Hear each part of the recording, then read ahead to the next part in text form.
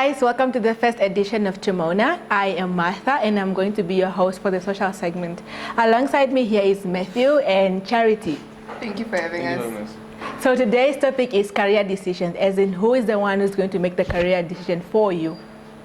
So Charity, what do you think? Do you think that maybe it should be your parents or it should be your personal decision on your own? Honestly, like in the case of careers, it's obviously like it should be up to you, because at the end of the day you're going to be the one that's going to be doing the job, you're going to be the one that's working, you're going to be the one having to wake up every day going to do that. And what I've seen in the Namibian system, for example, most people are being told to study, like, or your career path is chosen by your parents, which is something that's like very bad, because at the end of the day, I'm a first year in NAST. But at the end of the day, most of my peers, those that are studying engineering, medicine, accounting, all these things that parents tend to favor, they've already dropped out. Imagine we are all first years, but they dropped out already. So at the end of the day, I honestly feel you should do what you love, but you should listen to their guidance. You shouldn't be told what to do, you should be guided. Okay, but let's take into consideration the fact that as a parent, you would not want your child to take a career that you yourself, know that they might not get a job, Exactly. So maybe that's why they're considering. And also they are the ones paying, is it not at the end of the day? Yeah. They say that we kids are investments, and nobody wants to see an investment going wrong, do they? True, definitely. What's your take on that, Mathew? You know what, I totally resonate, and I wholeheartedly agree with what Charity said. But for one to answer this this question, you also have to understand why are parents trying to persuade or have an influence on what career path their kids should follow. Exactly. So number one, we have that our parents have pride. So the other thing of when your mom's friends meet up and they are talking, oh my goodness, my daughter Martha is a doctor. She's a doctor. And then no, Alina, man, Alina's a police officer.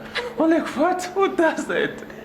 So what parents aim to have, the feeling they aim to have is that feeling of intense pride. So my daughter is studying this field, which is high income, or a field that is considered where if you do a job, you'll be earning a high salary. Exactly. So that's pride. And on that note, Mathew, I think another thing is that like our parents, or let me say elders in the society, are indoctrinated to have this idea that certain career paths or certain career fields are the ones that earn you money, or they earn you certain status and whatnot. But that's actually not the that's not how it is.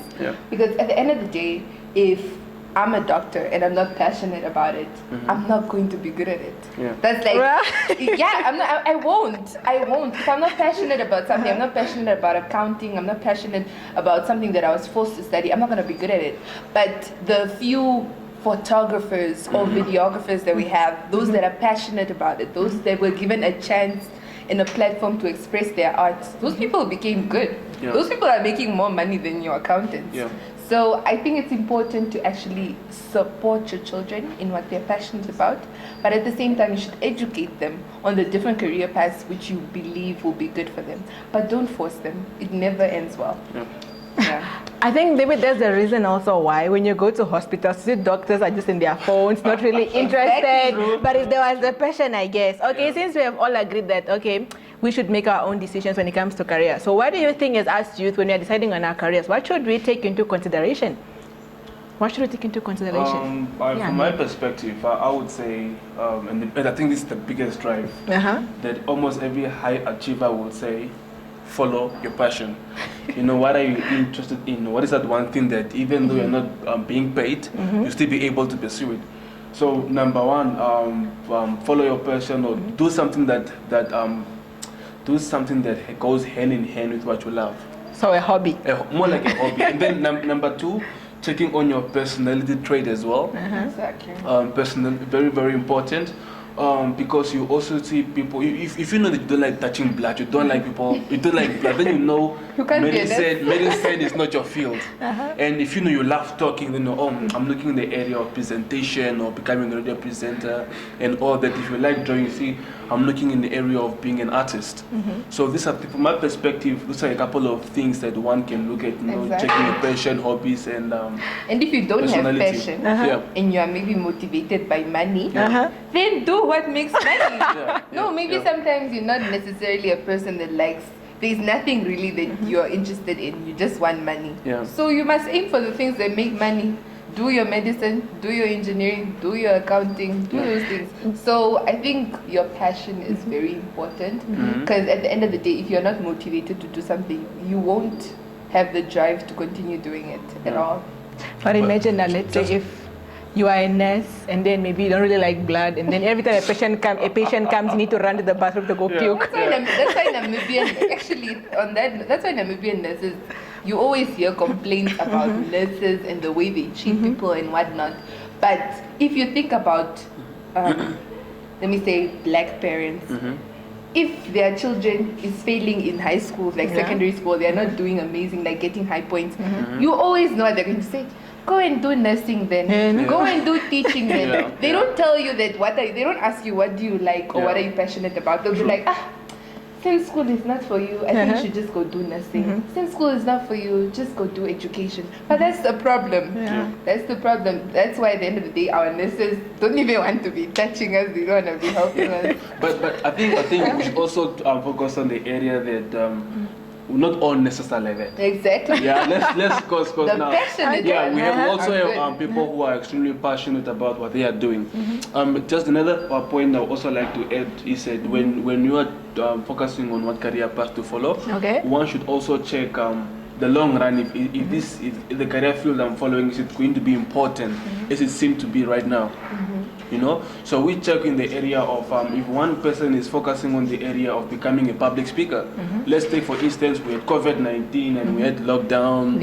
And you know, so you see, no, this what I'm doing something, but then it's not effective. So one should also check the career field I'm trying to follow. Is it going to be important within the next 5 or 10 years to come? Okay, so we have the grade 12s that are obviously soon going to be applying for university. What advice do you guys have for them? Like when they're going to apply for university, what course do you think they should take? What advice can you guys give them? I think you just start on this. All right, the advice I would give to the grade 12s. Rule number 1, to not... Are there even rules? Okay. Wait, what is the question again?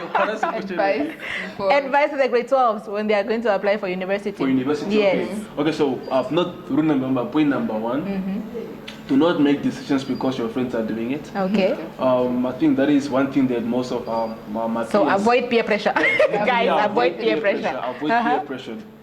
And then also check your possibilities as well. So checking, I think it's very important to know yourself. So you know I am this student, so I cannot apply to Harvard. Right? So one should also be realistic, but I'm not saying that you should not shut that down your dreams. Please do big dream big. Secondly as well, do research. The university I want to go to. What points do they require? You know, am I going to have the possibility of accommodation and all these things? These are like do research of the university you want to go to. And then point number 3, just shoot a shot, man. Shoot a shot. I feel like the sky is the limit. What I would say is basically, I'm gonna talk to you guys directly. Firstly, don't ever limit yourself. Don't believe that no, because I'm in this certain circumstance, I can never become this, so I can never become that. Put in the work. Don't limit yourself. Do your research. Do your research early, because you're gonna do your research grade 12, third term, but they're gonna say that no, you need these certain points in grade 11, and then it's over. So it's very important that you do your research early. You don't limit yourself. You work hard, and everything's gonna be okay. Okay, guys, you have heard it from Charity and Mathew. I want to tell you guys also that the Ministry of Labor is offering a career test that is free. So please go and take it. It's located in Kommersdal in Windhoek. And thank you very much. This is the end of the first episode of CHIMONA.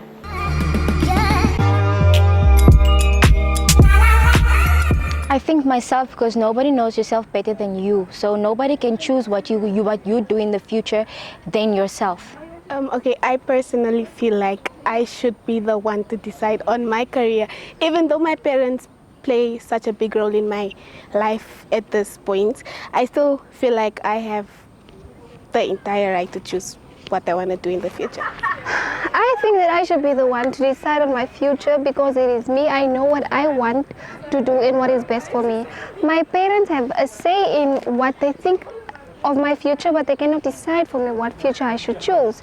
Meaning they can help me out and lead me in the right direction, but they cannot make me choose a future. I have to choose my own future because I think it's best for me and it will benefit me in the best way possible because it goes to passion and it goes to commitment.